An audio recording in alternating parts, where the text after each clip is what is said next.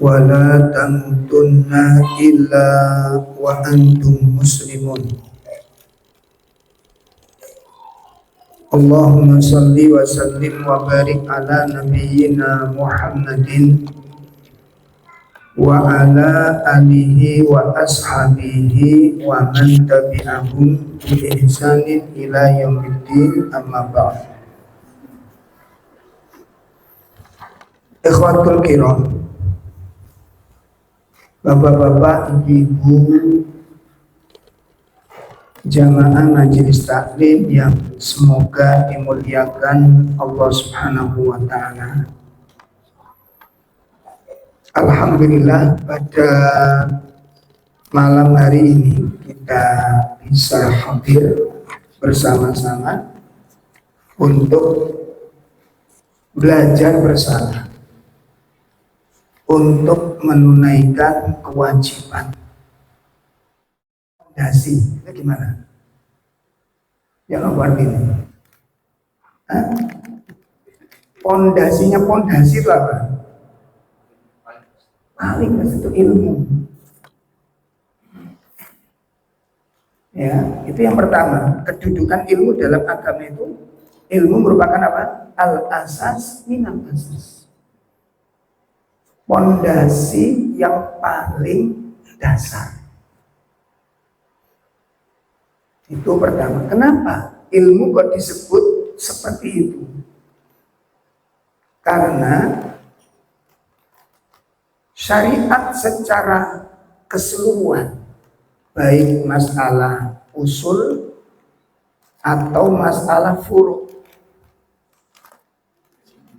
baik masalah dasar-dasar agama atau dalam cabang-cabang agama, baik itu akidah, ibadah, muamalah, itu semua nggak bisa dijalankan dengan baik, nggak bisa dijalankan dengan benar tanpa adanya ilmu. Coba kalau nggak percaya nanti dites. Rukun Islam, rukun iman, rukun ihsan. Rukun Islam berapa? 5. Rukun iman, rukun ihsan pasti mandek. Gila? Karena nggak pernah dibahas. Padahal 3 kan tingkat agama itu kan Islam, iman, ihsan. Masing-masing ada rukunnya. Masing-masing ada syaratnya. Tapi belum dikaji secara total. Nah, uniknya sing gak rumangsa ngerti, gak perlu tahu, itu yang unik itu. Tidak berusaha untuk mencari tahu. Wallahu a'lam apa sebabnya.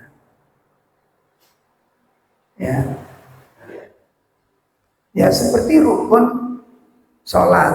Rukun sholat ada, rukun puasa ada, rukun haji ada, rukun zakat ada, syahadat nggak pernah dibahas. Ada berapa rukun syahadat? Semua ada pembatalnya. Pembatalnya sholat ada, pembatalnya zakat ada, pembatalnya puasa ada, pembatalnya haji ada, pembatalnya syahadat. Nggak pernah dibahas. Dan uniknya ketika kita nggak tahu, tidak berusaha untuk mencari tahu, itu yang unik sekali.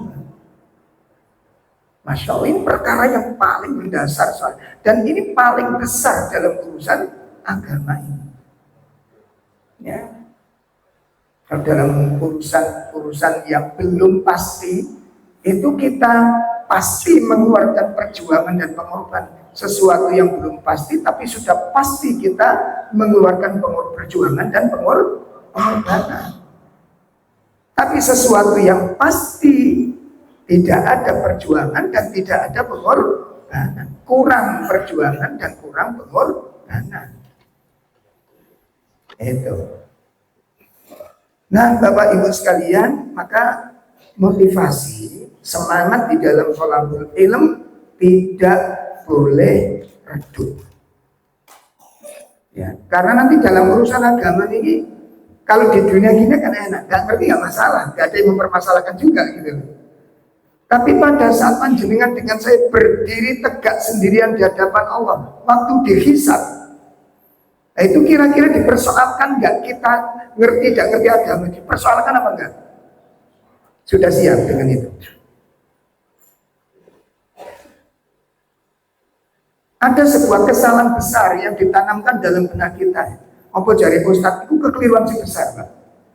Kenapa? Ustadz dengan muridnya itu putus.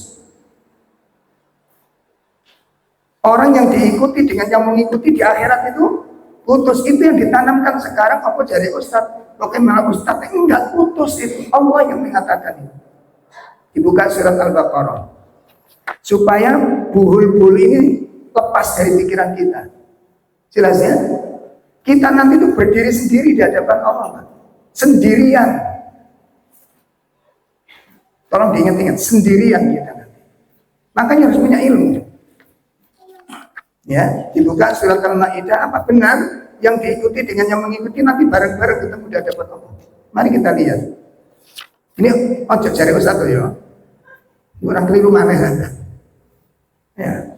Kita lihat surat Al-Baqarah ayat 160.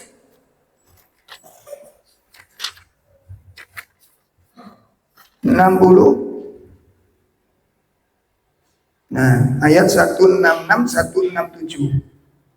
166 167. Allah Subhanahu wa taala berfirman, A'udzu billahi minasyaitonir rajim. Ittabarra alladhina tubi'u minal ladhina taba'u wa ra'ahul 'adzaba wa taqatta'at bihimul asbab.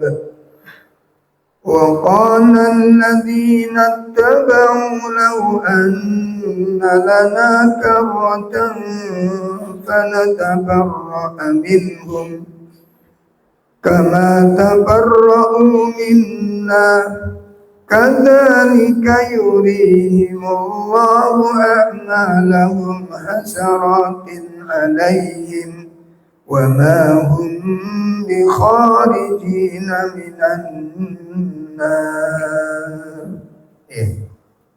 Yaitu ketika orang-orang Yahudi diikuti itu beberapa sendiri dari orang-orang yang mengikutinya. Dan mereka melihat siksa dan ketika segala hubungan antara mereka terputus sama sekali. Dan berkatalah orang-orang yang mengikuti, seandainya kami dapat kembali ke dunia, pasti kami akan berlepas diri dari mereka, sebagaimana mereka berlepas diri dari kami.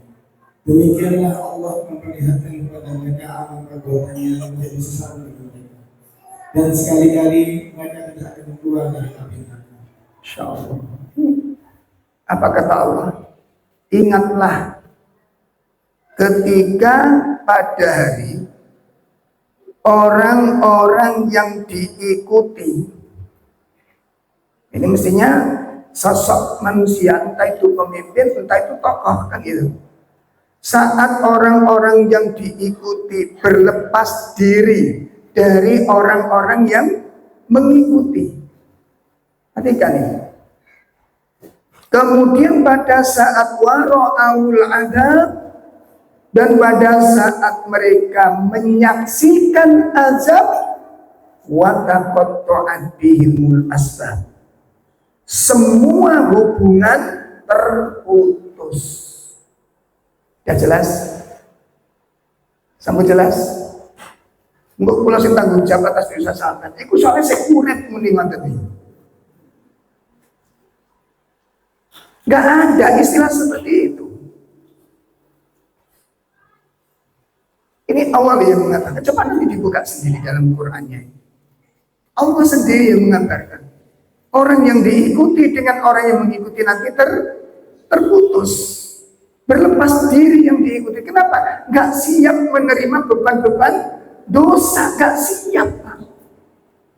Makanya disebutkan oleh Allah Subhanahu wa ta'ala. Kemudian berikutnya apa?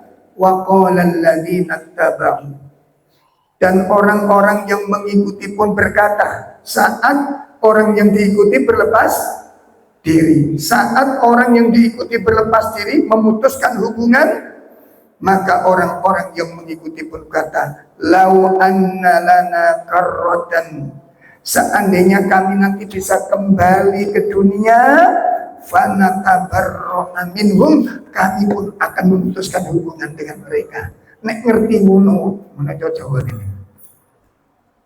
Apa nek ngerti ngono ya? Kalau tahu gitu, kalau begini caranya dulu, nggak mungkin kami akan mengikutinya. Makanya penyesalan yang terjadi. Dan Al-Quran sudah mengingatkan hal itu. Ya, Al-Quran sudah mengingatkan hal itu. Fanatabarra'a minhum, kami akan berlepas diri dengan mereka. Kama tabarra'u minna, sebagaimana mereka hari ini berlepas diri dengan kami. Nah, ini coba disimak ayat itu. Itu tafsirnya panjang itu. Ada hubungannya dengan surat Al-Ahzab, ada hubungannya dengan surat Luqman, ada hubungannya. Nah, inilah sebuah penekanan kepada kita masing-masing. Ayo diri kita ini dibekali dengan ilmu. Beragama tidak akan pernah benar tanpa ilmu.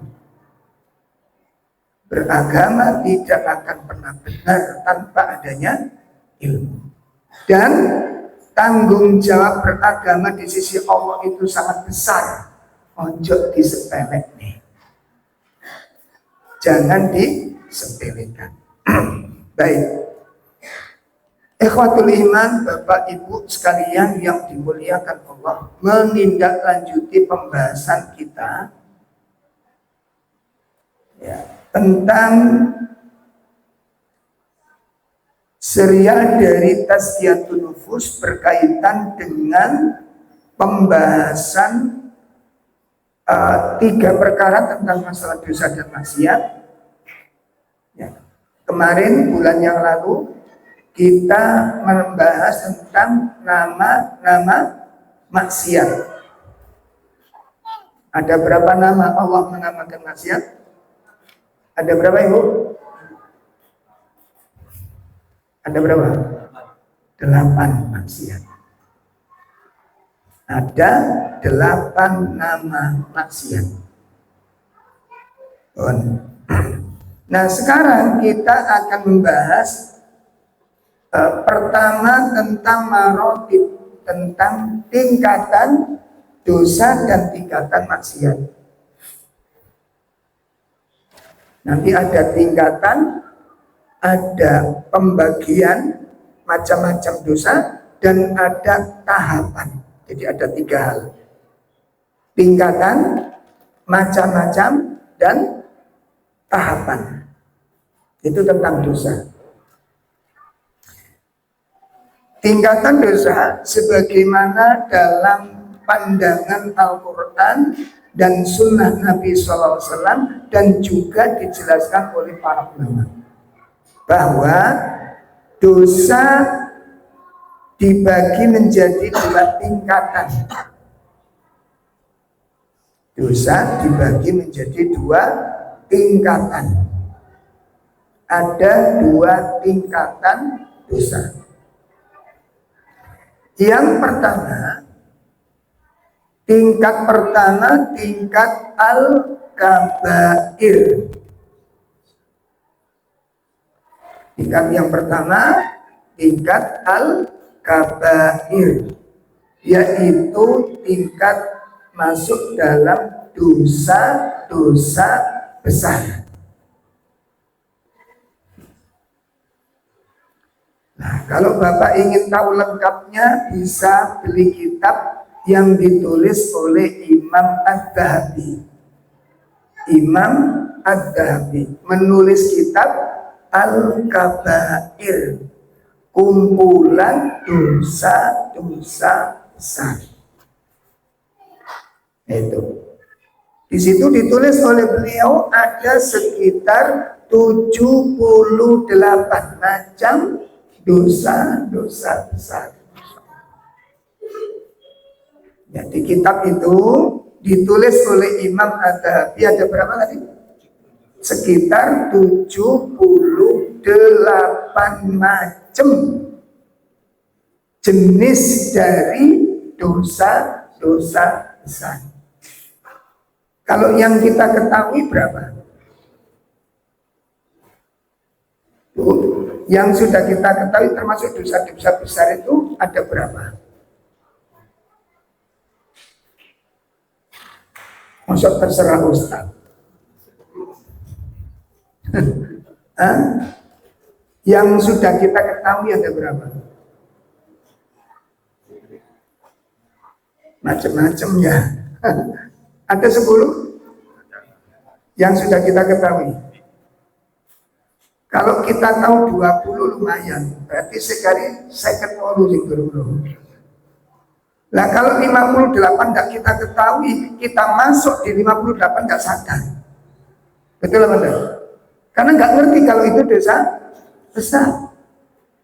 Bahkan kadang-kadang nggak disangka-sangka, Pak. Makanya hati-hati dalam masalah guyonan, dalam masalah agama harus waspada.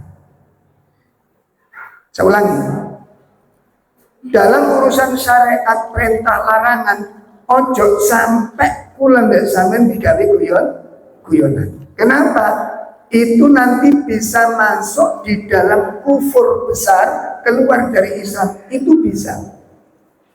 Guyonan maksudnya guyon, tapi karena nggak ngerti, itu bisa masuk dosa besar. Namanya istihza. Istihza ini kok olok-olok tapi modelnya guyonan. Itu dosanya nggak karu-karuan. Makanya kudu hati-hati. Ya, aku guyon kok. Oh jangan macam-macam dengan syariat itu.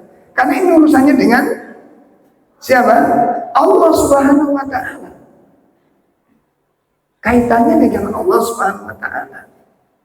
Makanya kalau guyonan yang lain jangan yang nyerempet dalam masalah syariat. Itu kalau dalam bahasa Al-Quran disebut istihza, itu penggalannya munafik tadi. Nauzubillah min syarri. Karena agama tidak boleh dibuat, karena urusannya dengan Allah dan Rasulullah. Sampai mau bilang kita selengean dengan Rasulullah. Wanita, ini adab itu ngambil sampean. Dan gitu. Makanya kalau guyon-guyon yang umum-umum, jangan nyerempet-nyerempet dalam urusan agama. Takutnya masuk istihza. Ya, ini zaman sekarang tuh kendel-kendel mengguyoni agama. Oh, itu yang pertama disebut al-kabair. Itu banyak sekali macam. Ada sekitar 78 macam dari dosa-dosa besar itu. Kemudian yang kedua, tingkat yang kedua disebut al-asghir. Disebut dosa al-asghir, dosa-dosa kecil. Ya, disebut dosa-dosa kecil. Nah, apakah dosa kecil itu yang jenisnya kecil itu selamanya akan tetap menjadi dosa kecil? Jawabnya tidak. Dosa-dosa kecil itu bisa berubah menjadi dosa besar apabila satu, orang yang melakukannya itu dengan sikap meremehkan. Jelas? Dosa-dosa kecil itu bisa berubah menjadi dosa-dosa besar apabila satu, orang yang melakukannya itu dengan bentuk apa? Meremehkan. Satu. Yang kedua, apabila pelakunya itu melakukan terus menerus, berulang-ulang. Soalnya dianggap kecil. Maka di bahasa kula mbak sampai biasa sing keluar mana wong ngono ae kok di. Nah, coba jenengan lihat. Orang yang sudah terbiasa tanda tangan palsu, kebiasaan, Maka orang lihat tanda tangan palsu itu perbuatan yang biasa. Masya Allah. Maka niku lagi sampai barangkali sering ikut-ikutan tanda tangan palsu. Nek ono maling sepeda motor kecekel ojo melok dekui sampean. Kenapa? Sampai ini bolone maling soalnya. Ngerti? Tanda tangan palsu itu kenapa? Ya ono pencuri sepeda motor kecekel sama ojo melok dekui. Kenapa? Itu lebih kecil dari jenengan. Dia mencuri sepeda motor ketahuan dia. Dan jenengan tanda tangan sertifikat tanda tangan palsu itu sopo sing ngonani. Dan apa perbuatan itu baik, tercela, terhina, rendah. Dan maksudnya efeknya kepada istri dan anak-anak jenengan itu menjadi bom waktu nanti. Menjadi apa? Aku gak ngeten-ngeten dulu ya. Nah kepingin nyincipi gitu terus agak apa? Ya apa sih bom waktu ini teruskan. Nanti ketemu jenengan jawabannya. Ya, itu Masya Allah itu karena dianggap biasa. Makanya ada kitab al-istihanatu muharramat ala nas, dosa-dosa yang dianggap biasa. Kenapa kok dianggap biasa? Siji, karena sudah banyaknya orang yang melakukannya. Sama dengan zina, sama dengan selingkuh. Itu sekarang itu dianggap apa? Wow, aku kok betul itu? Itu nggak maksudnya syariat. Dianggap biasa. Ya. Wanita hamil di luar nikah, gadis hamil di luar nikah. Aneh apa biasa sekarang? Biasa, kita anggap itu biasa. Akad tunggal. Allah mengatakan bukan biasa. Allah mengatakan apa? Termasuk perbuatan fahisyah dan wasa'an sabila, seburuk-buruk jalan hidup, perbuatan terkeji, perbuatan keji dan seburuk-buruk jalan hidup itu dalam pandangan Allah. Zina itu seburuk-buruk jalan hidup dan perbuatan terkeji. Orang bilang apa? Kan berarti masalah gitu. Makanya akhirnya dilakukan hal yang wajar seperti itu. Jadi itu yang pertama. Yang pertama, dosa kecil itu bisa berubah menjadi dosa besar apabila orang yang melakukannya dengan bentuk meremehkan. Yang kedua apa? Dilakukannya terus. Yang ketiga, dosa kecil bisa berubah menjadi dosa besar apabila pelakunya tidak mau bertobat. Apabila para pelakunya tidak mau bertobat dan jarang tobat karena tidak dianggap sah. Alas ngono ae lho. Insyaallah. Hati-hati di sini. Bon, sekarang mana dasar hukumnya? Dasar-dasarnya mana? Kok bisa jenengan bilang ada dosa besar, dosa kecil? Itu dasarnya mana? Mari kita lihat dasar-dasar dalam Al-Quran dan dari sunnah Nabi Sallallahu Alaihi Wasallam. Yang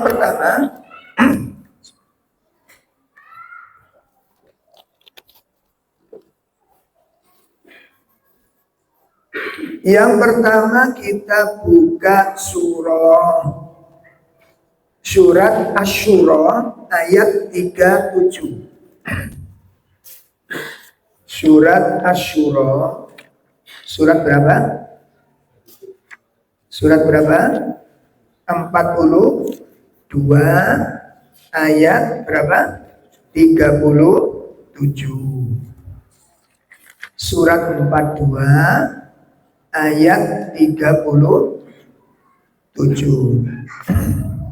أعوذ بالله من الشيطان الرجيم والذين يجتنبون كبائر الإثم والفواحش وإذا ما غضبوا هم يغفرون. Dan bagi orang-orang yang melakukan dosa-dosa besar dan berbuat perbuatan keji, dan apabila mereka marah, mereka memberi maaf. Pertama ini dalilnya. Walladzina yajtanibuna kabairal itsmi wal fawahish. Ya, dan juga bagi orang-orang yang menjauhi dosa-dosa besar dan perbuatan-perbuatan kecil. Perhatikan, dosa-dosa besar.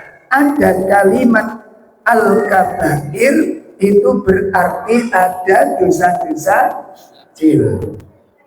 Ada dosa-dosa besar, berarti di situ ada dosa-dosa kecil. Ini dalil pertama. Dalil yang kedua, kita buka surah An-Nisa surat 4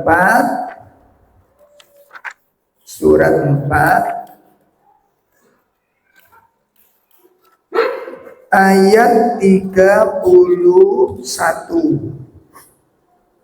Ayat 31. Sampun. In tajtanibu kaba'ira ma tunhauna anhu nukaffir ankum sayyi'atikum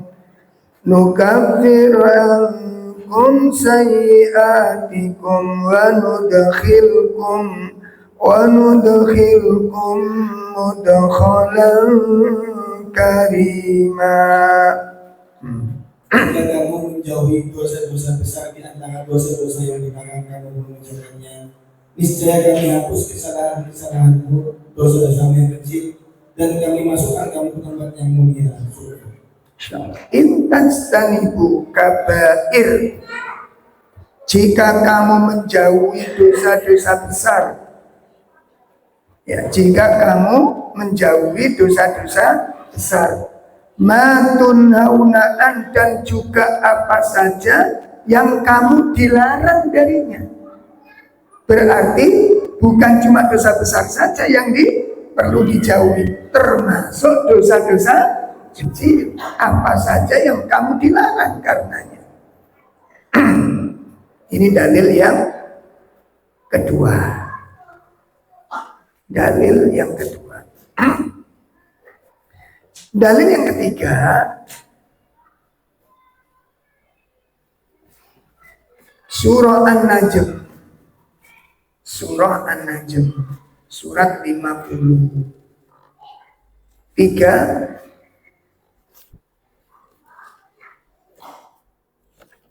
ayat 32. Surat 53 ayat 32.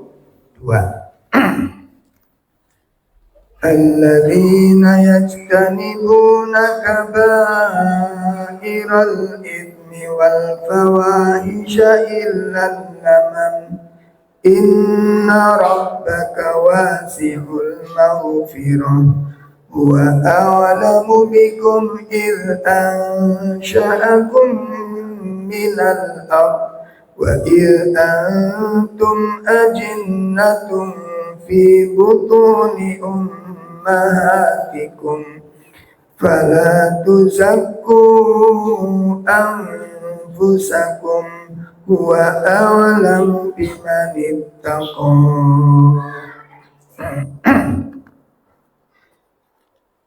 Yaitu orang-orang yang menjauhi dosa-dosa besar dan perbuatan keji yang saya dari kesalahan-kesalahan kecil.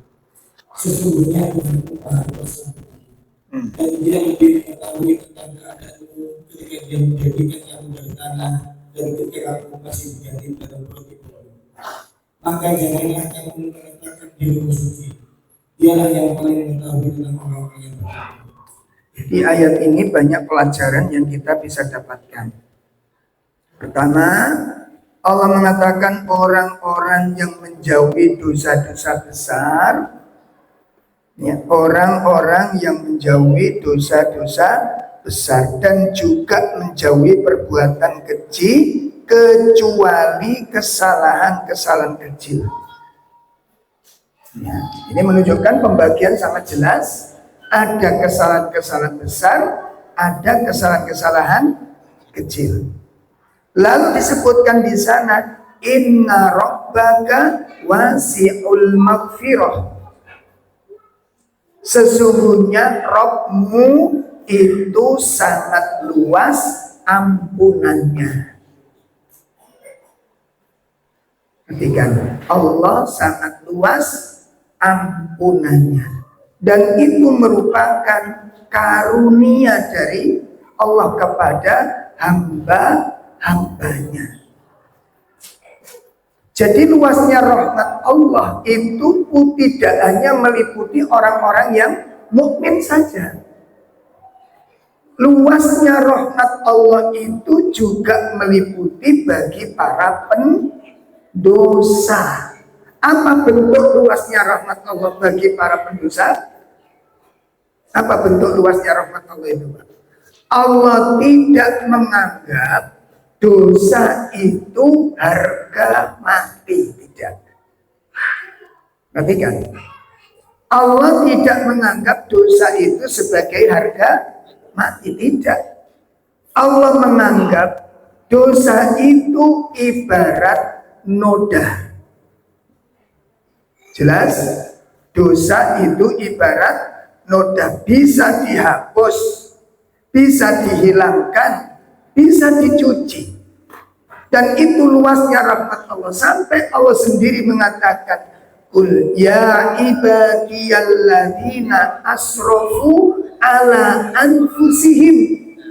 Wahai hamba-hambaku yang melampaui batas. Yang dipanggil siapa ini? Siapa? Orang yang taat atau pendosa? Pendosa dipanggil oleh Allah. Qul, katakan Muhammad, ya ibadiyalladzina asrafu ala anfusihim. Hai hamba-hambaku yang selalu melampaui batas atas diri-diri mereka. La taqnatu mir rahmatillah. Jangan sekali-kali engkau putus asa dari rahmat. Ini menunjukkan apa? Allah masih memberi kesempatan. Ya, Allah masih memberikan apa? Kesempatan, memberi peluang, memberikan kabar gembira, jaminan atas pendosa.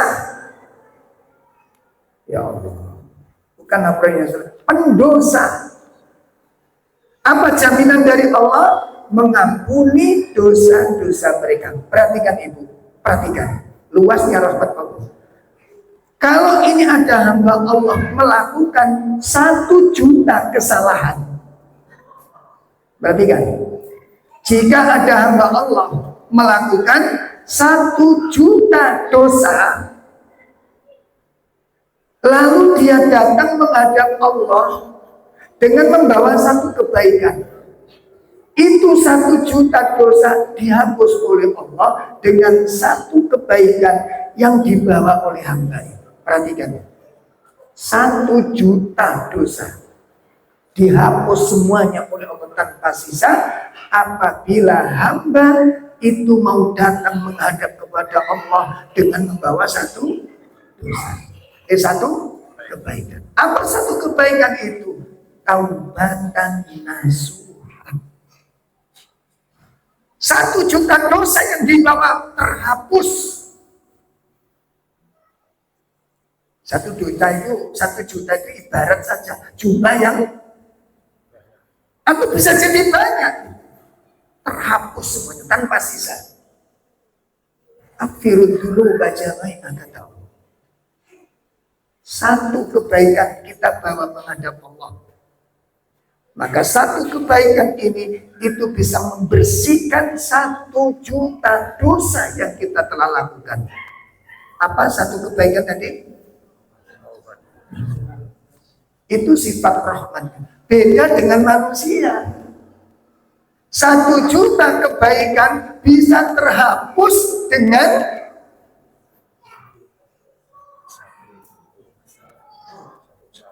satu kesalahan. Betul apa enggak? Kemarin ada anak kecil datang, pikir masih SMP, Pak. Ustadz, bisa konsultasi. Cuilik konsultasi. Kami imut-imut lanjut dulu, Pak. Ya Allah, ikut kajian ibu-ibu, itu 2 anak itu datang. Terus cerita. Saya tuh ditanya tuh gak percaya saya. Ustaz, ini mau bertanya masalah rumah tangga. Sama sudah menikah toh, Pak? Sama ini umur piro, kelas berapa, SMP ya? Guyu, Pak. Loh, sama kecil kalau mau menikah, nah. Loh, sudah menikah? Ah, sebentar, saya S2, Masya Allah. Ya, wes tahu sih, wes nikah. Masalah apa? Cerita. Gimana kalau punya suami yang banyak mengecewakan, banyak kesalahan, banyak ini terulang, gimana sikap kita? Sampai nikah sudah berapa lama? Sudah 1 tahun. Jujur ya, aku minta jujur. Suami Anda itu yang jenengan sebutkan tadi banyak melakukan kesalahan. Yes, aku jalur jujurin. Suamimu itu banyak kesalahannya atau banyak kebaikannya? Ya, banyak kebaikannya sih. Walando nduk sik cilik rapi ngono. Iki kaya ibu sing memet iki kepengin mantui. Ini disebutkan ya sebenarnya banyak baik. Nah, kalau baiknya kemana? Kebaikannya kok sampai sebut-sebut kejelekannya ini. Aku bukan belani suamimu, enggak. Ini seni di dalam rumah tangga, hati-hati. Iya ya. Terus sampai kepingin punya suami yang kayak apa? Yang gak punya dosa. Salah alamat. Sampean golek nang alam langit ketemu kok. Nah, kalau di dunia gini kecewa ganti nikah lagi. Pasti mengecewakan. Kenapa? Karena jenengan menikahi manusia. Salah. Makanya kalau kepingin punya suami yang tidak punya salah, dan dia Lia Eden. Tahu Lia Eden? Nikah dengan siapa? Malaikat Jibril katanya. Indonesia. Negara yang paling unik di Indonesia, Pak. Paling unik sudah. Unik itu ya anak pengikutin. Meyakini menikah dapat malaikat. Aku mikir ini sini karena sopo ini. Penghulu ini so. Masya Allah, malaikat Jibril ya ngomong. Wala. Oh, Indonesia niku dadi RT sampai dadi nabi niku angel dadi RT. Dadi nabi tengok-tengok ning alas rembulan metu dadi nabi. Indonesia gampang dadi nabi. Makanya produk nabi yang paling banyak Indonesia. Yes. Sampun. Nah, itu dalil keberapa tadi? Dalil ketiga. Ya. Nah, kalau sebutkan inna rabbaka wasi'ul maghfirah. Allah itu maha luas ampunannya. Kemudian Allah itu mengetahui dirimu. Allah lebih mengetahui dirimu. Allah lebih mengetahui tentang diri-diri kita ini. Sejak Allah menciptakan kita dari janin di perut ibu kita, Allah sudah mengetahui siapa kita. Allah sudah mengetahui kita nanti ketika sudah hidup itu akan jadi orang bagi Allah, sudah tahu. Oleh karena itu di ayat berikutnya mengatakan fala tuzakku anfusakum, jangan kamu merasa dirimu paling suci. Tuh kan. Jangan sekali-kali anggap dirimu paling suci. Jangan. Allah lebih tahu kepadamu. Berhenti dari anggapan-anggapan seperti ini.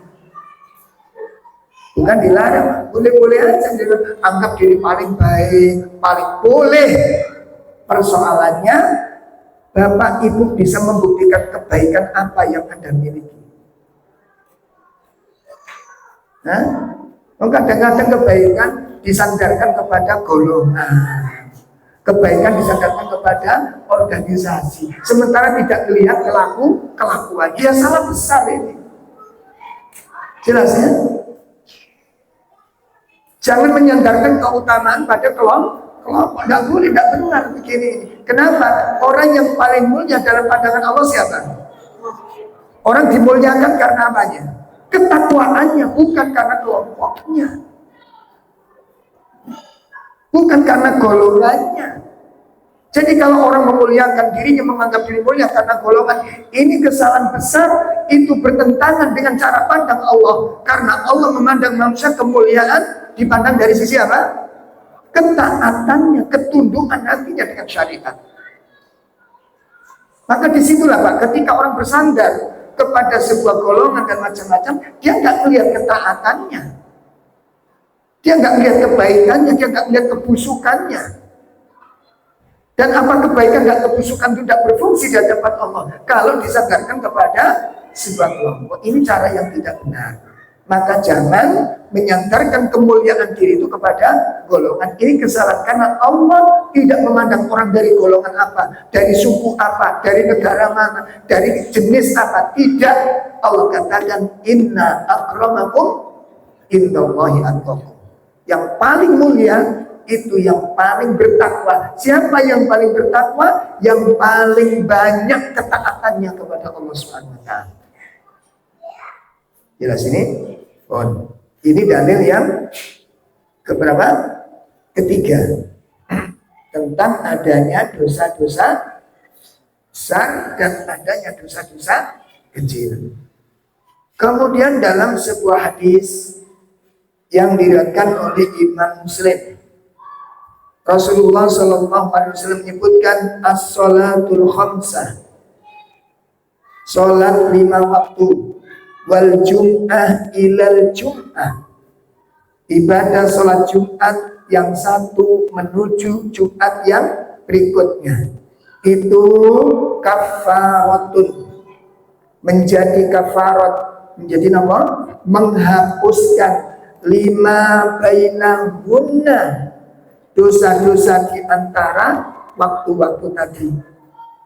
Ya, perhatikan, sholat 5 waktu, dari sholat yang satu ke sholat yang lain, dari hari Jumat ke Jumat yang lain. Maka ibadah-ibadah yang dilakukan di dalam waktu-waktu tersebut itu menjadi penghapus dosa di waktu-waktu tersebut. Seperti sekarang, tadi kita sudah sholat maghrib. Antara maghrib dengan isya itu bisa berpeluang dosa apa enggak? Bisa berpeluang dosa apa enggak? Kalau kita dari maghrib ke isya ada di masjid, enggak pulang, sudah di masjid, peluang dosa ada enggak? Di masjid ngaji.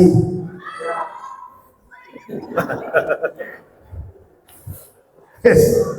Iki jujur Pak Jimmy.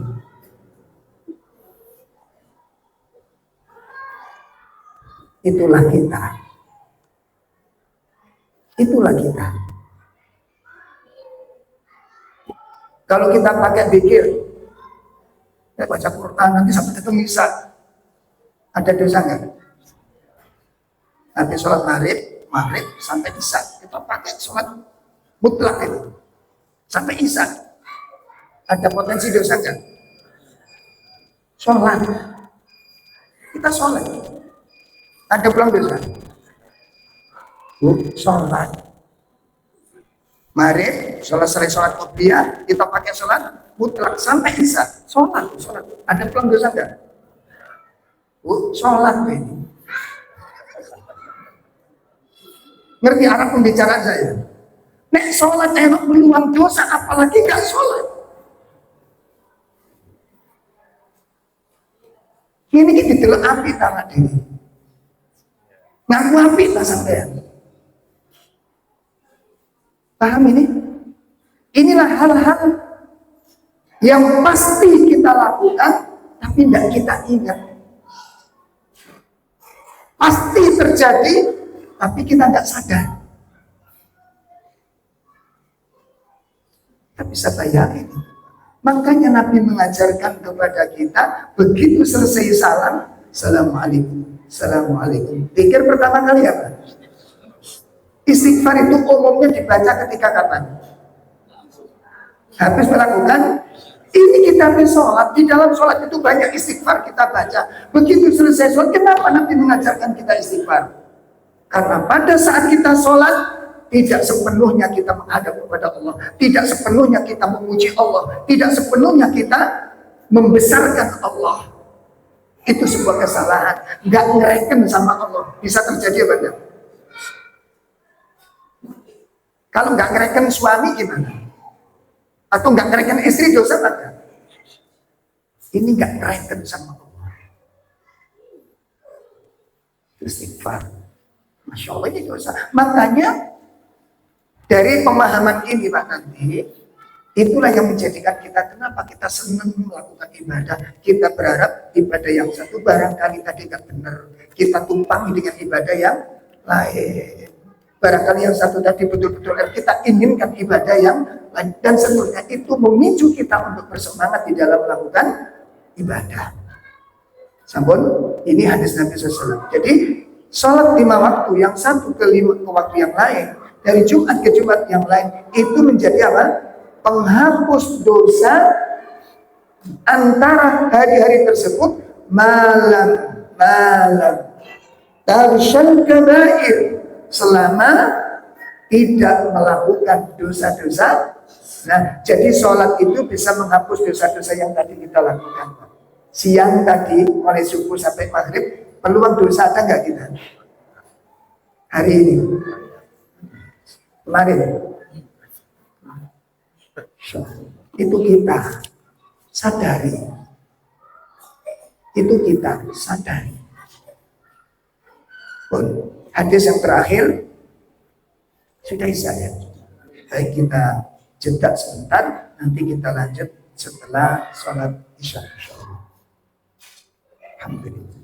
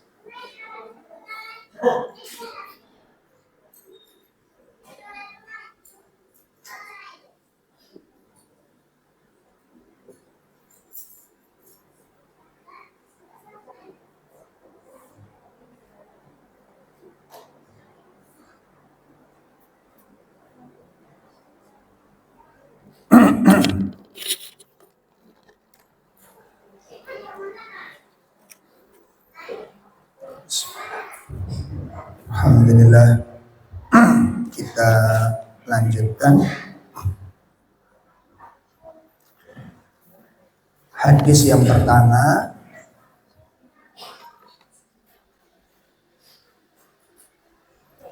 Hadis yang diriwayatkan oleh Imam Muslim bahwa sholat 5 waktu dan ibadah hari Jumat, salah satu keutamaannya itu bisa menghapuskan dosa-dosa di antara keduanya. Ya, faidah dan keutamaan sholat 5 waktu dan sholat Jumat kepada ibadah Jumat yang lain, itu bisa menjadi penghapus dosa-dosa, dengan catatan Apa catatannya? Selama dosa-dosa besar tidak dilakukan. Berarti sholat 5 waktu ibadah Jumat itu menghapus dosa-dosa kecil. Ya, menghapus dosa-dosa kecil. Itu apabila dosa-dosa besar itu tidak dilakukan. Baik. Kemudian berikutnya,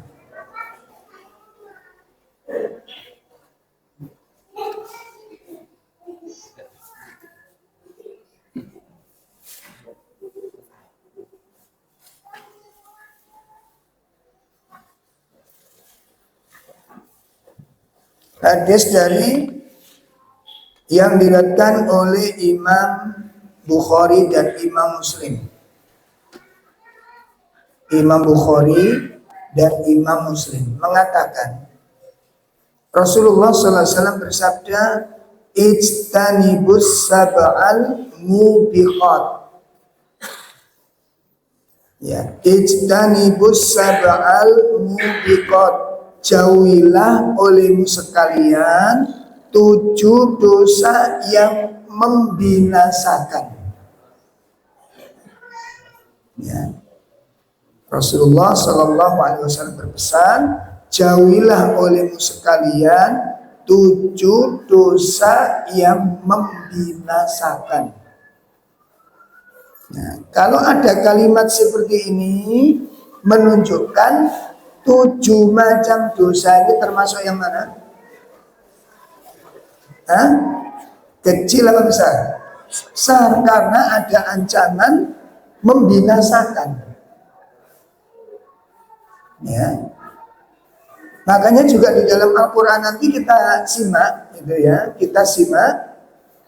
Kalau ada ayat atau hadis yang mengatakan wailun, wailun, fawailun dan seterusnya, ya, maka kecelakaan besarlah.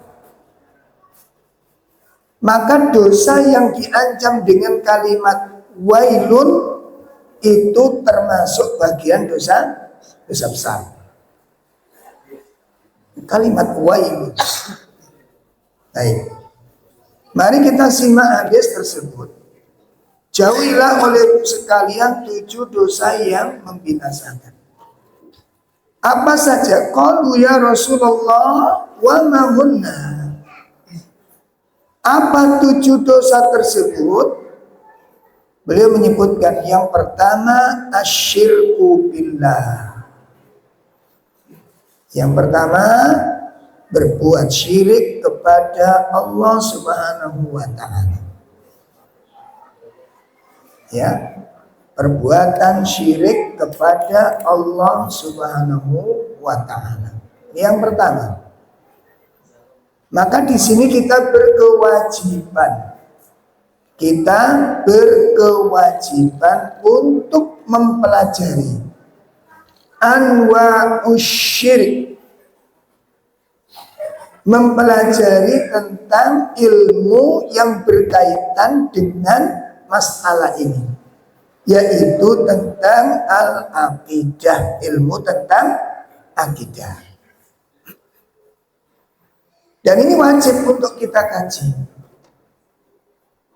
wajib untuk dipelajari. Kenapa ini masuk dosa besar? Yang paling besar. Ya, karena ada sedikit perbedaan, Pak. Di zaman Nabi SAW jelas dan nyata, gamblang, terang. Kenapa Nabi yang menyebutkan? Sekarang ada perbedaan pandang.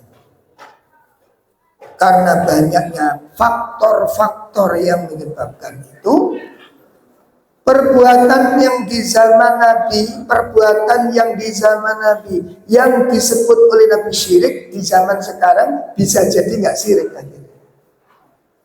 Paham nih? Suatu perbuatan yang pernah terjadi di zaman Nabi, Nabi menyebutkan itu syirik. Dan di zaman sekarang orang menganggapnya itu bukan dari kesyirikan. Nah gitu. Masya Allah. Ini makanya perlu kita kaji yang jujur ketika hati kita mencari ilmu. Yang jujur. Makanya kacamata ketidaksukaan, kacamata kebencian, itu harus betul-betul dinetralisasi, Pak. Kenapa demikian? Karena cara pandang yang salah, kacamata yang keliru ketika dipakai, maka itu bisa merubah sesuatu. Perhatikan, Imam Ibnu Qayyim mengatakan, kacamata kecintaan, kacamata ridho, ainul ridho, pandangan yang dipenuhi dengan keridhaan, itu bisa menjadikan segala sesuatu yang dipandang itu menjadi baik. Ya, saya ulangi. Ainur ridho, kacamata keridhaan itu bisa menjadikan semua yang dipandang itu menjadi baik. Karena faktornya kasih senang. Wa ainul ghadab, dan pandangan yang dipenuhi dengan marah, kebencian, maka bisa menjadikan segala sesuatu yang dilihat itu berubah menjadi jelek. Saya dipahami ya? Jadi kalau cara pandang kita, cara pandang kasih sayang, kecintaan, maka yang dipandang apapun bentuknya menjadi baik.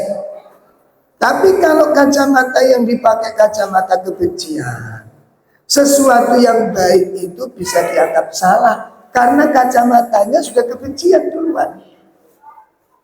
Gitu. Ada satu kasus, ya, orang bertetangga. Karena sudah didawari dengan kebencian. Si A dapat musibah. Si B ngerti yang namanya tetangga punya musibah itu, dia tawarkan bantuan. Diantarlah dia bantuan itu ke rumahnya si A.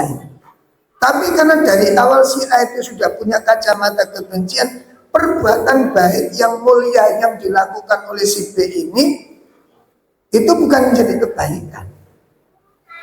Dituduhlah dia, difitnahlah dia. Siapa yang butuh bantuan? Dikira saya miskin apa? Ya. Siapa yang butuh bantuan Anda? Sok suci, sok baik, sok alim, macam-macam. Karena kan kacamata kebencian.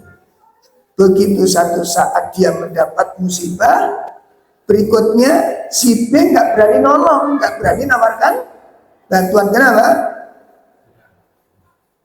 Kenapa? Saya coba. Kalau jenengan ada tetangga kena musibah, itu jangan antar dia bantu dengan mungkin bantuan uang, kemudian dibantu dengan makanan, lalu keluar kalimat-kalimat yang gak baik seperti tadi yang dicontohkan. Aku masih bisa, gak usah lagi ngirim makanan, kami sudah masak. Ya, terus ngomong dengan omongan yang baik. Begitu berikutnya jarak beberapa waktu, si A ini dapat musibah. Jenengan berani bantu? Dalam berani datang membantu, memberikan kebaikan kepada dia? Enggak berani. Kenapa? Karena cerah. Maka keluarkan. Gus ngerti tonggo kena musibah yo gak muncul. Wong gus ngerti musibah kena musibah yo gak ana sing yang peduli. Enggak ono sing simpan, enggak ada yang membantu, enggak ada yang ngereken. Punya tetangga dengan tidak punya tetangga sama aja. Muslim kok gak ngereken tonggone. Ini kita dari tonggo model ini kan ya apa? Kenapa? Kacamata kebencian. Gitu loh. Maka di dalam mengkaji harus dinetralisir ke sana. Ya, minta tolong kepada Allah, Allahumma arinal haqqa haqqa warzuqna ittiba'. Baik. Nah, Itu yang pertama. Jadi 7 dosa yang menghancurkan. Yang pertama apa tadi? Syirik kepada Allah SWT. Yang kedua, as-sihr, sihir. Yang kedua apa? Sihir. Yang ketiga, waqattun nafsil lati haramallah illa bil haqq. Ya, yang keberapa? Yang ketiga, membunuh jiwa yang diharamkan Allah kecuali dengan alasan yang benar. Membunuh jiwa yang Allah haramkan kecuali dengan dasar dan alasan yang benar. Itu yang ketiga. Yang keempat, wa aklur riba, memakan harta riba. Pelajari tentang riba. Apa itu riba? Termasuk yang kaya apa yang riba. Sekarang Masya Allah banyak menu-menu yang dibumbui dengan riba, dengan sponsor-sponsor yang menakjubkan. Ada yang DP ringan, pinjaman mudah. Iya, belak lo sing angel. Ya, DP ringan, 5 menit cair, menghilangkan masalah.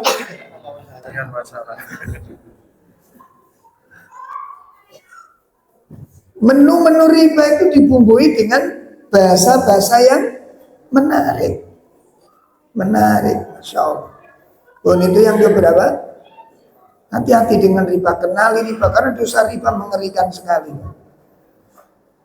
Ya, dosa riba itu sangat dahsyat sekali.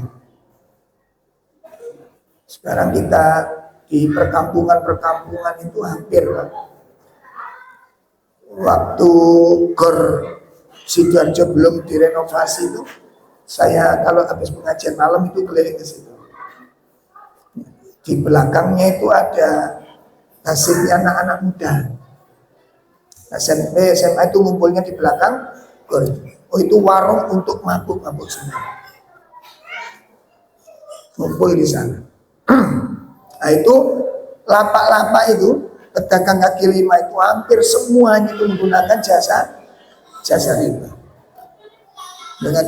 Karena ada pelakunya di satu perumahan.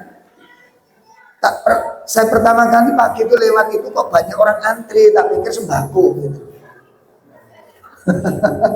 Ternyata rentenir Pak, antri segitu. Antri segitu. Kalau kita lihat itu ngeri. Pinjam 1 juta yang dicairkan itu 900.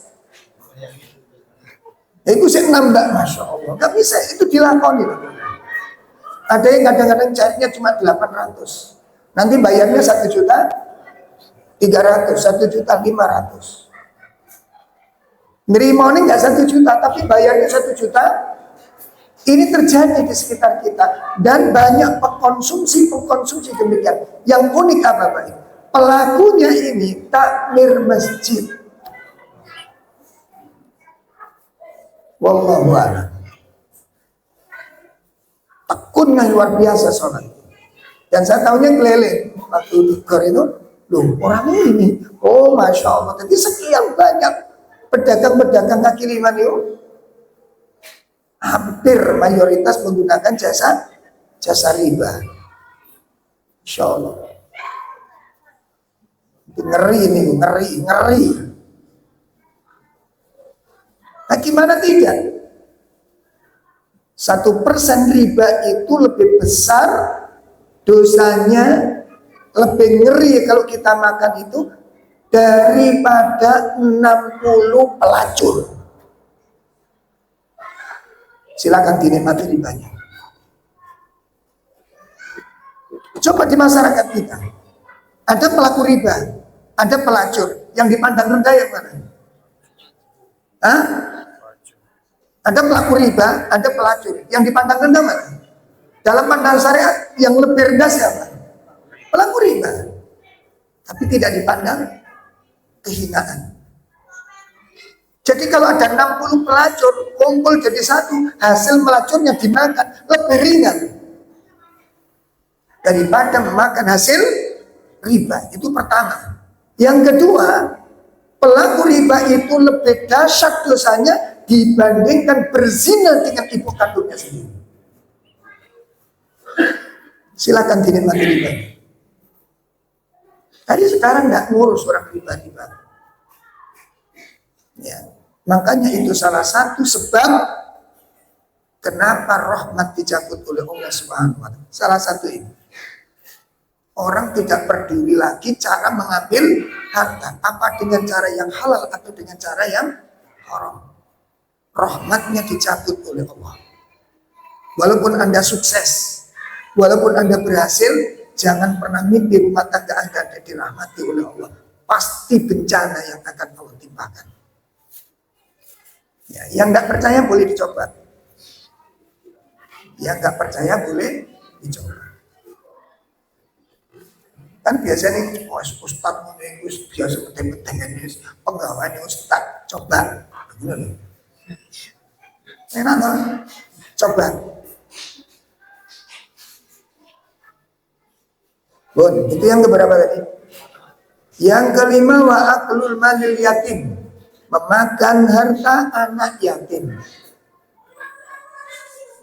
Para pengelola yatim piatu, panti asuhan harus hati-hati. Harus hati-hati. Dan kita yang ikut ambil bagian donatur anak yatim, usahakan. Saya pesan, usahakan ngerti manajemennya yayasan tersebut. Usahakan. Kenapa? Karena sekarang banyak sekali panti asuhan yang mengeksploitasi anak-anak yatim. Saya mendirikan yatim piatu, panti asuhan dulu, Pak. Dulu waktu di tahun berapa itu? Itu karena saya ngurusi 2 panti asuhan yang tidak transparan. Ya, saya ngurusi itu dengan sukarela, insya Allah. Saya sedekahkan waktu saya sedekahkan hidup saya sedekahkan ilmu saya untuk anak-anak yatim tanpa kita pungut biaya sedikit pun. Pengajarannya, nah saya ngertinya ada seorang ustadz ketika dikasih honor ngajar itu saya tolak karena memang komitmen saya seperti itu. Akhirnya ditegur seorang ustadz, nanti tolong kalau jenengan dikasih amplop dari yang jenengan ajar, tolong diterima. Enggak, saya enggak mau. Loh, sambil terima saja. Soal nanti jenengan salurkan. Kenapa? Karena itu kalau jenengan enggak diterima, itu hilang. Loh, saya penasaran, betul tak begitu? Coba saya mencek. Saya cek, Pak, betul hilang. Ada masukan itu. Tercatat laporan untuk honor ustadz, padahal dia enggak terima. Masya Allah, kayak begini manajemennya. Dan ada lagi yang nggak jelas, kemasukan mana, ini kemana, larinya kemana, SPP berapa itu nggak jelas. Maka saya anjurkan, sebab apa? Ini nanggung dosa besar. Betul? Jangan membuka peluang-peluang dosa. Harus harta anak yatim tidak boleh diambil untuk apapun. Jelas nih, harta anak yatim tidak boleh digunakan untuk apapun. Harus diberikan kepada pelakunya. Berat nih, Pak. Jadi kalau kita nganggur yatim harus betul-betul belajar tentang manajemen. Sembarangan. Insya Allah. Kemudian yang keenam, watawalli yaumaz zuhfi, melarikan diri dari peperangan, kabur dari peperangan. Ini dosa besar. Makanya Nabi melarang kita mengharap-harap perang. Dilarang oleh Nabi. Tapi kalau memang betul-betul terjadi, maka bersabarlah. Kuatkan jiwa untuk menghadapi persoalan. Karena perang itu berat. Perang itu berat. Ada beberapa kasus ketika di atas podium begitu menggebu-gebu, begitu menggelegar khutbahnya, begitu ditangkap di penjara nangis, gak cocok. Ada nggak itu kasus? Nggak usah seperti itu. Ya, berlindung kepada Allah. Kata Nabi, ojo arep-arep perang. Tapi kalau memang terjadi perang, siapkan dirimu, kuatkan batinmu. Kenapa? Perang itu cobaan yang berat, Pak. Masih ingat kasus seorang muslim yang pemberani? Ya, sangat luar biasa. Sampai kaum muslimin mengatakan perang hari ini milik si fulan, perang hari ini milik si fulan. Karena dia gagah berani, Pak. Begitu perang dimulai, dia langsung menerobos ke barisan musuh. Dan banyak sekali musuh-musuh yang berhasil ditumbangkan. Sampai kaum muslimin memujinya, menyanjungnya, mengaguminya, dan mengatakan perang hari ini milik si fulan. Artinya apa? Si fulan ini paling berjasa di dalam Islam di hari ini. Di saat kaum muslimin memuji-muji dia, Rasulullah mengatakan, hai para sahabat, hai kaum muslimin, ketahuilah dia itu min ashabin nar. Dia itu penghuni neraka. Coba kalau jenengan ngelihat dengan yang didengar, beda rasanya gimana? Hah? Gak keliru kan Nabi kan, kan? Tapi gak percaya itu ya apa sing ngomong Nabi gitu. Tapi gua mempercaya delok wong iki napa? Baik, dia itu pemberani, dia berjasa di dalam Islam. Kok bisa Nabi mengatakan apa? Makanya yang menghubungkan antara problem dengan ucapan Nabi, maka yang harus dibenarkan dulu apa? Walaupun perkataan Nabi tidak masuk akal. Zaman sekarang kan diakal-akali.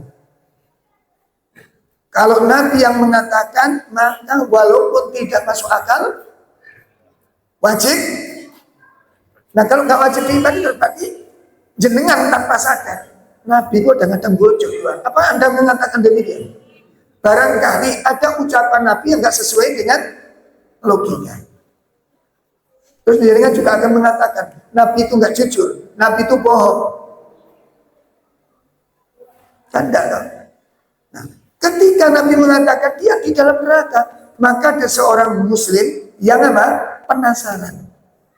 Karena yang ngomong Nabi pasti benar, tapi delok wong itu gak cocok dijadikan dia sebagai ahli neraka. Akhirnya apa?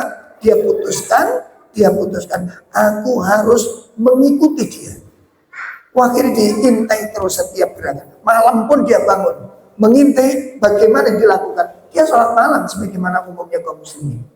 Setiap kali dia menyaksikan kebaikan, sholat jamaahnya luar biasa. Ya, sholat jamaahnya luar biasa. Taklimnya juga rutin di majelisnya Nabi.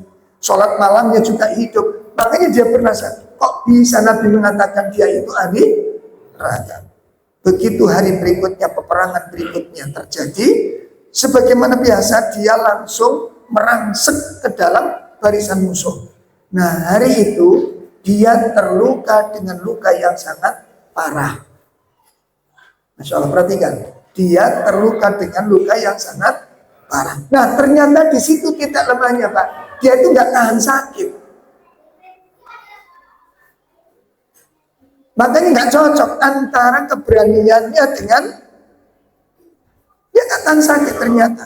Akhirnya apa? Dengan sakit yang sangat berat, dia ingin segera mengakhiri hidupnya karena nggak tahan dengan sakitnya ini. Akhirnya dia diam-diam letakkan ujung pedangnya itu di tanah, lalu kemudian diletakkan ujung pedangnya itu di antara dua dadanya dan dia tusukkan dirinya dalam pedangnya itu. Lalu kaum muslimin yang apa tadi? Mengikuti, yang mengintai, keluar dari persembunyiannya dan mencari Rasulullah SAW. Begitu ketemu Nabi, apa katanya? Ya Rasulullah, nashhadu annaka la Rasulullah. Wahai Rasul, aku benar-benar bersaksi bahwa Anda benar-benar seorang Rasul. Jadi ada kalanya orang itu ada titik lemahnya. Pun persoalannya, Bapak, Ibu, apakah kita tahu titik lemah kita di mana? Karena itu yang akan dimanfaatkan oleh setan untuk merusak kita. Ya? Setiap orang punya titik lemah. Ada kalanya harta, ada kalanya wanita, ada kalanya ujian, sanjungan, lemes sudah hancur. Bukan diuji dengan sesuatu yang besar, yang kecil. Maka pelajari titik lemah kita ada di mana. Baik, nah, itu yang keberapa? Yang ketujuh adalah waqadful muhsanat al-mu'minat al-ghafilat. Menuduh wanita baik-baik, wanita mukmin baik-baik dituduh berzina. Menuduh berzina terhadap wanita mukmin yang sangat baik. Bon. Kita tambahkan satu nasihat dari Imam sahabat Abdullah bin Umar.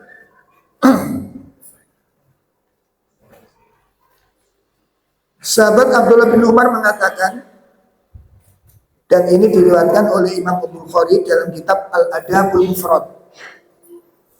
Al-kabair tis'un. Dosa-dosa besar itu ada 9. Kata siapa? Abdullah bin Umar. Jadi bukan hadis, ini namanya asar. Asar itu perkataan sahabat. Sahabat Abdullah bin Umar mengatakan dosa-dosa besar itu ada 9. Ini dalam satu konteks, bukan berarti pembantah. Saya ulangi, ini suatu konteks hadis, konteks asar, bukan pembantah. Sama dengan itu loh Pak. Tanda-tanda munafik ada berapa? 3 dalam hadis itu. Tanda-tanda munafik ada berapa? Padahal ada berapa? Sekitar 30. Padahal sekitar berapa? 30. Yang kita tahu berapa? 3. Yang nggak tahu?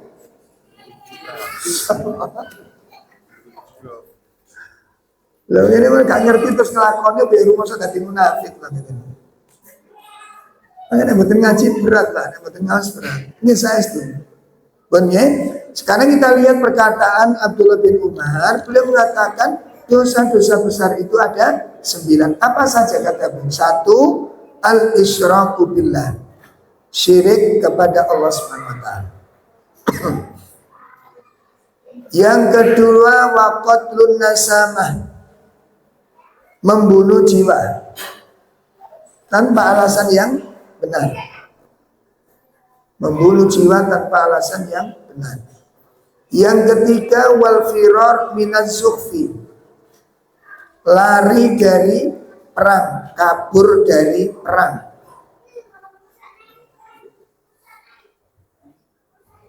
Kemudian yang keempat, waqadful muhsanat, menuduh wanita baik-baik berzina. Menuduh wanita baik-baik berzina. Yang keberapa? Sekarang 5. Wa aklur riba, sama dengan tadi. Wa aklur riba. Yang keenam, wa aklu malil yatim, memakan harta anak yatim. Yang ketujuh, wal haddu fil masjid, melakukan penyimpangan di masjid. Melakukan apa? Penyimpangan di masjid. Jadi melakukan penyimpangan ini ada 2 kemungkinan. Yang pertama, menyalahgunakan amanah. Harta yang dimaksud untuk masjid. Yang kedua, bisa jadi melakukan pelanggaran-pelanggaran yang dilarang di dalam masjid. Seperti tengkar di dalam masjid. Ya, jadi kalau ada tengkar dalam masjid jangan dipindah tempat. Itu karena masjid itu lapangan, jomblo.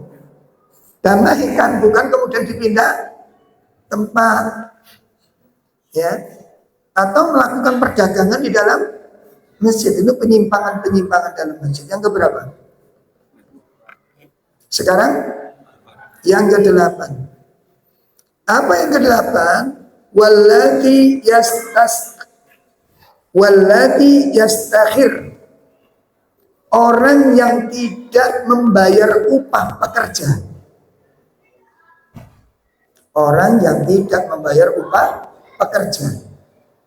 Itu yang ke-9.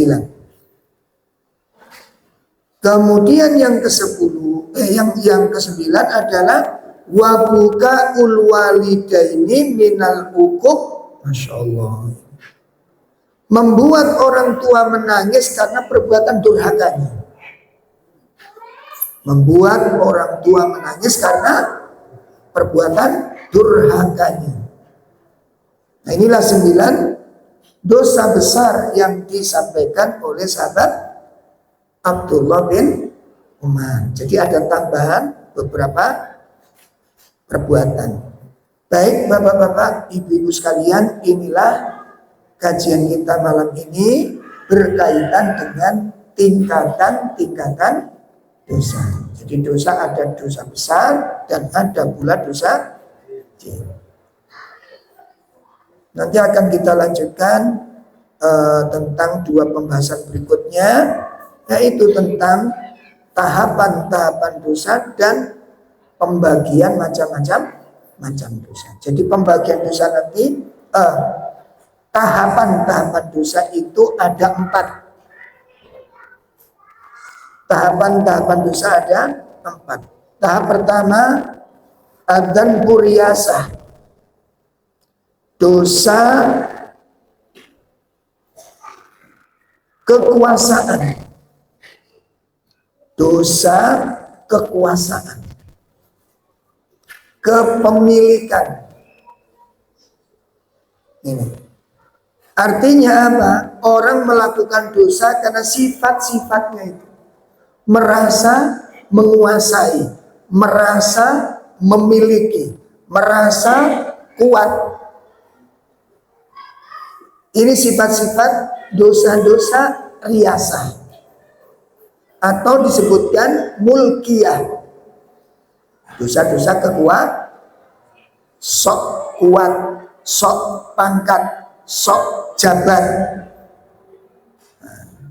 Yang kemudian dosa ini menimbulkan kesombongan. Itu sifatnya Allah Subhanahu wa ta'ala. Itu nanti yang pertama. Yang kedua adalah dzanbun syabu'iyah. Syabu'iyah, dosa-dosa kebuasan. Apa? Dosa-dosa kebuasan. Artinya apa? Ada sosok-sosok manusia yang memiliki sifat-sifat seperti binatang buas. Jadi ada sosok-sosok manusia yang memiliki sifat-sifat seperti apa? Binatang buas. Binatang buas berikut sifatnya. Nah, itu nanti kita oncai bareng-bareng. Yang ketiga, dan busyaitoniyah, dosa-dosa syaitoniah. Artinya ada sosok-sosok manusia yang memiliki sifat-sifatnya setan. Maka nggak boleh kita punya sifat itu. Apa sifat-sifat setan? Bulan depan kita kaji. Koyoknya akeh. Adu domba, bisik-bisik. Nah, pegawai ini kan menghalang-halangi manusia dari kebenaran. Wis kena kabeh rasane. Akeh nih. Nah, ini perlu dibahas teman-teman. Nah, nggak dibahas, kita aman. Gitu.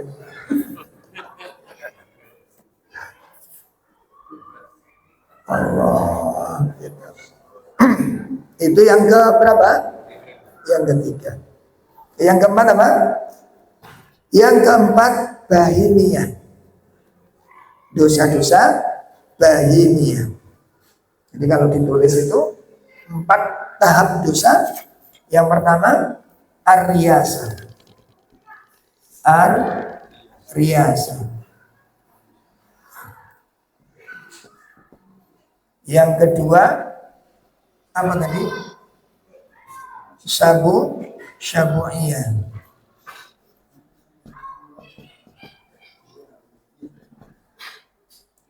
3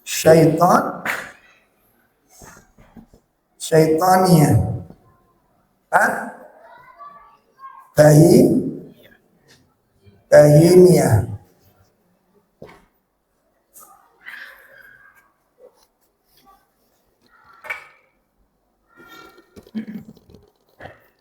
5. Nah, ini 4 tahap dosa. Ya. Jadi 1, nanti orang itu rumangsa kuat, rumangsa sugih, rumangsa berkuasa. Itu nanti muncul sifat-sifat yang sok berkuasa. Itu sifatnya Allah, tidak boleh dimiliki manusia. Yang kedua, syabuliyah, kepuasan, kepingin menang diri. Liane gak oleh cedak-cedak. Terus tamak, rakus, senengane nyiksa yang lemah, memangsa yang tidak berdaya. Ada seperti itu manusia? Makanya ada. Makanya kalau ini nggak dibahas, insya Allah kita aman. Ya. Kemudian apa? Syaitania, orang-orang yang memiliki sifat-sifat setan. Dan nanti kita pelajari. Jangan sampai kita ini belegere menungso ning sifatnya setan. Loh, ada di zaman sekarang banyak bermunculan. Tapi ya jangan diperlakukan seperti setan. Nanti kok ketemu wongi, alhamdulillah, jangan. Ketemu wongi mau ta'awud, enggak usah. Kemudian yang keempat, apa? Bahimiyah. Apa itu bahimiyah? Binatang ternak. Seperti kambing, ya, keledai. Jadi uripnya apa? Uripnya apa? Mangan, dolek mangan, ngising, turu, kumpul sahabat. Nah, pokoknya puteran ini tuh. Wala ibadah, wala ilmu, wala syariah. Gak ono urusan ibadah, gak butuh ilmu, gak butuh ketaatan. Yang penting uripnya seneng. Jadi target hidupnya mau nyeneng no hati. Sekali waktu orang seperti ini kudu longgo jajar wedus. Beda nih gaya uripnya sama apa enggak? Benar gak? Jelas? Dan itu banyak. Ayat-ayatnya mungkin agak sedikit ekstrim pembahasannya, karena nanti harus diterima kenyataan bahwa ada kalanya manusia itu secara jasadnya, tapi tabiat dan habitatnya adalah binatang-binatang, bahkan lebih rendah dari itu. Na'udzubillah. Maka kita berlindung kepada Allah dan kita wajib mengetahuinya agar tidak masuk dalam perangkap dosa ini. Kalau jenengan ingin tahu rujukan kitab yang kita pakai, itu diambil dari kitab Minhajul Qasidin yang ditulis oleh Imam Ibnu Qudamah. Kitab apa? Minhajul Qasidin yang ditulis oleh Imam Ibnu Qudamah. Itu menjelaskan rincian. Akan kita bahas pada pertemuan akan datang bersama dengan dalil-dalil. Ada dalil banyak nanti kita temukan di sana. Demikian Bapak Ibu sekalian kajian kita malam ini. Mudah-mudahan bermanfaat. Kurang lebih mohon maaf yang sebesar-besarnya. Ada yang belum dibahas. Sudah cukup ya, sudah jam 8. Ya. Kita akhiri. Subhanakallahumma wa bihamdika. Asyhadu an la ilaha illa anta astaghfiruka wa atubu ilaik. Assalamualaikum warahmatullahi wabarakatuh.